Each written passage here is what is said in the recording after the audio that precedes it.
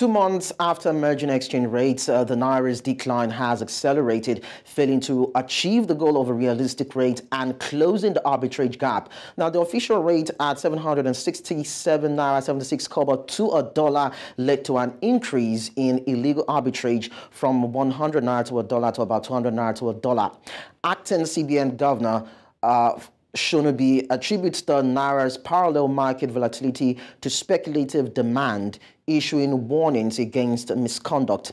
CBN data reveals it owes foreign banks about 40.7% of its $34.1 billion foreign reserves, including debt to Goldman Sachs to the tune of about $500 million, and JP Morgan, with about $7 billion in securities lending, and other obligations accumulating to about $6.3 billion to actually foreign investors. So this morning, to discuss this, I have Oladipo Ajayi, Head Fixed Income and FX, ChapelHill Denham Securities. Thank you so much, Oladipo, for joining us on the show. Good morning. Thank you very much for having me on.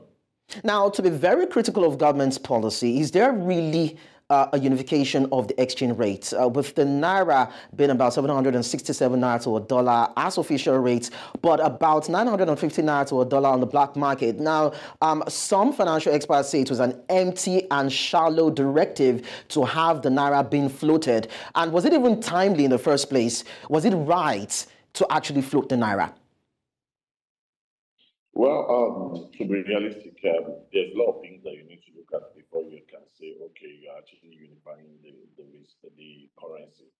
And so, and at the same time, it would be wise to say that we weren't moving anywhere when we have multi-FX window, we have the NAFEX window, we have the SMIS window, we have the IE window, we also have the interbank window. And all these windows are actually serving different purposes, but yet we are not moving that way. And at that particular point in time, when you look at the differential between the official windows and the parallel market, we were seeing close to about 300 Naira differential. And it was at that point that the government felt that it would be wise to actually unify all windows. And one of the reasons why they told that route is to ensure that all liquidity comes to the official window, in as much that the official window is reflective of all the markets. But I think what they missed was the fact that you need to look at what your reserve, what you have in your reserve at that particular point in time before you actually told that line. And to be realistic, it wasn't a bad decision to say you want to actually unify the exchange rates. And unification of exchange rate does not necessarily mean that you floated currency. What the government actually doing, what CBN was doing was more like managed floating. It wasn't total floating of the currency. It was more like a managed floating. Because intermittently, CBN still comes into the market to actually intervene. We see a situation whereby in the official window, the currency is already trading around 7.90 level. And CBN will intervene, and at the end of the intervention, we ended up seeing the market close around 740. So that's more like a managed floating. On the part of CBN, it wasn't a total floating of the currency. It was more like a managed floating of the currency. And to be realistic, we need to do something at that particular point to push ahead. But whether our reserve can actually take us to where we're going at that particular point, it's another ball game totally. But at that particular point in time, you need to unify all the exchange windows to actually be able to move ahead. All right, so now that the aim or the end point is to see that all liquidity flows to the official window, but then we still see everybody and even banks running away from the official window for higher gains. And now we're seeing that the CBN is blaming the fall of the Naira on speculators and even diaspora remitters who are said to have patronized the parallel market instead of banks, and including the banks who also are said to be diverting a significant portion of their reserves to the parallel market instead of selling directly to real customers who need it. So what do you make of this CBN stance and the excuse they've given, and why is it that there's a preference for the black markets? I think what happened is that the CBN actually dropped the ball somewhere, and that's just my own view, because there are arrays of demands that are actually coming to banks. There are invisible demands that include people going on medical tourism, people going on vacation, and also people paying school fees. And at that particular point in time, these people were not actually reckoned with after the unification of the window. The CBN did not actually create more like a specialized window for those people where they can actually get to actually transact or get to actually meet their demands. What the CBN did was to match everybody together into the high window. And I think at that particular point, when CBN was actually allocating FX to bank, most of these people, they weren't getting allocation. And most of what they need, they're actually pressing needs. And so they need to actually take their demand to the market. And they ended up taking their demand to the parallel market. We also forget to actually consider the peculiarity of the time. This is summertime. A lot of people are going on vacation. They need to actually buy FX. And if they can actually buy directly from the bank, they need to actually go to parallel market to actually buy. And we are in August, September. A lot of people will be resuming or going back to school abroad, and they need to pay for school fees. These people cannot meet the demand in the official market, so they need to go to the parallel market. So these are some of the demands that are actually going to the parallel market. Aside the speculative demand that we are seeing in the parallel market, there are also areas of genuine demand that's actually putting pressure on the currency in the parallel market. So my view is that what the CBN should have done ab initio was maybe before harmonizing all the windows, they should have done more like an house cleaning, where they actually sanitize the interbanks, the BDC. After you have maybe done house cleaning with the BDC, you can also use them as a conduit to actually deliver or distribute FX into that segment of the market. So what I'm saying critically is that those inflows that are coming from diaspora remittance, they are not just going anywhere. They are going into that market to meet demand. And most of the demand they are meeting, they are real demands. All right, you've mentioned some things that you think the CBN can do. We're still going to get to the point of the BDCs. But then let's quickly take a look at a report by the Economist Intelligence Unit, which actually projected that the Naira could decline to as low as about 1,018 Naira per dollar by the end of 2027, while also postulating that the CBN lacks the experience when we talk about handling the exchange rate and, of course, the flexibility that comes with it. So some analysts say these also contributed to the speculation. Should we take these speculations, or these postulations rather, should we take them seriously? Because you've talked about things that you feel the central bank can do, but they seem not to be doing it. So where do we actually place the policies and the directive of the CBN government? Yeah, when you look at such reports, sometimes it brings a lot of concern to the table. 2027 is like 4 years from now, and normally we expect currency. If you look at interest rate parity, or you are looking at most time what actually leads to depreciation of currency is when you look at the differential between inflation figure in the two paired currencies.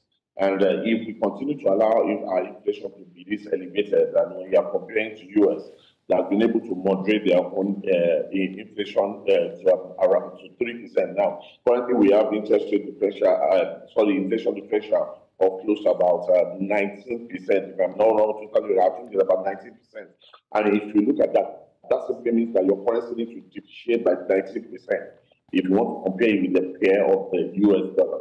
So I think it is real and it is right by that report saying that if we don't do something good now, we may get to 2027 where the currency will be trading north of 1,000 naira. But I think it's too early for people to start actually running to actually start loading at that rate now when the projection is 2027.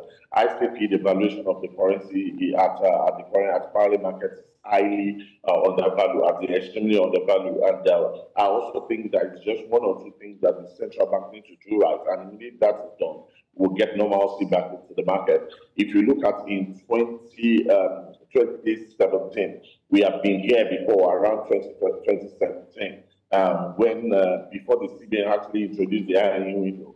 At that particular point in time, the parallel market was trading as high as 500 pips.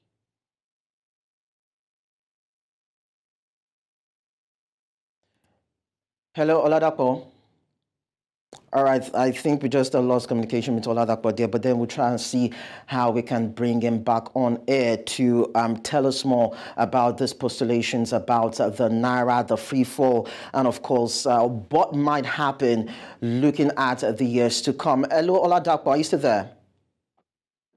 Yeah, I'm with you. Can you hear me? Okay, Oladipo, all right, thank you so much. You can continue. Yeah, so like I said, something like this has happened in 2017, where the parallel market was around 550.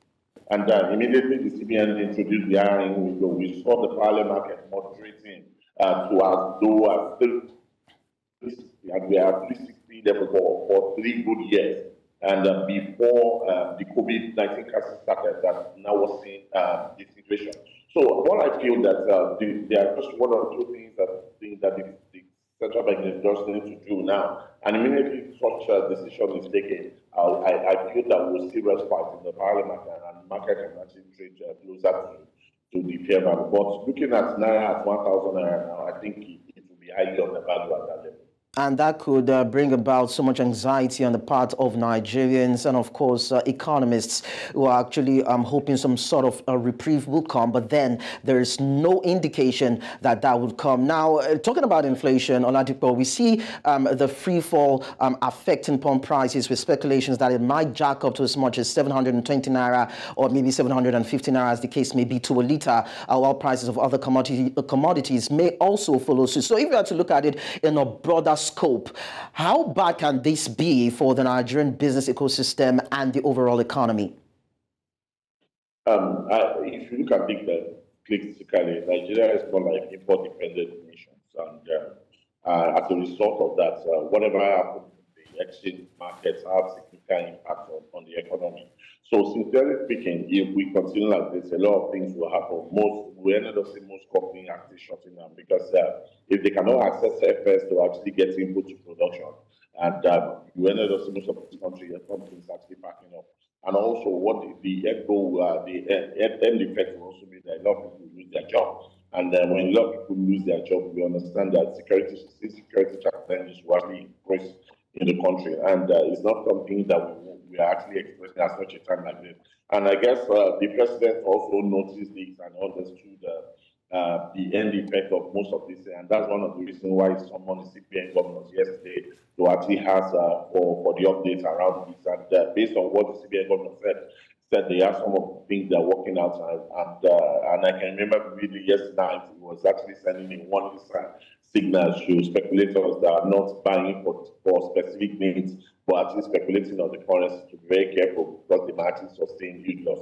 So, sincerely speaking, we need to be aggressive with this, and we need to do something very urgent to actually curb that, because if we don't, it will further worsen the situation in the country. All right, talking about doing something, we now go back to the issue of the build or shunt operators. Now, the CBN under the previous administration clamped down on the BDCs, accusing them of underdealings that were said to be negatively affecting forex availability and Naira value. Now, there have been talks about the elimination or maybe strict regulation of the BDCs and the entire market. What do you think? Yeah, I think that the BDC, they are still very much needed in the markets. And you and I understand that on a daily basis, people use what is happening in that segment of the market to determine the fair value of the currency.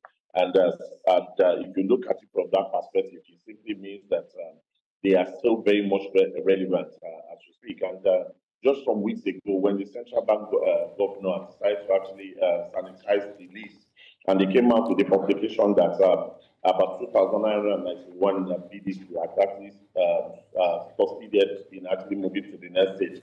So the view of the market is that maybe the central bank will start allocating to them. And if you remember, that particular day, the Naira appreciated in the parallel market by close to about 50 Naira. So these people are still very much needed in the distribution of FX. But what the central bank just needs to do is to put some regulations in place where you can actually monitor what they are doing, and to also ensure that there's no diversion of the fund that's allocated to them.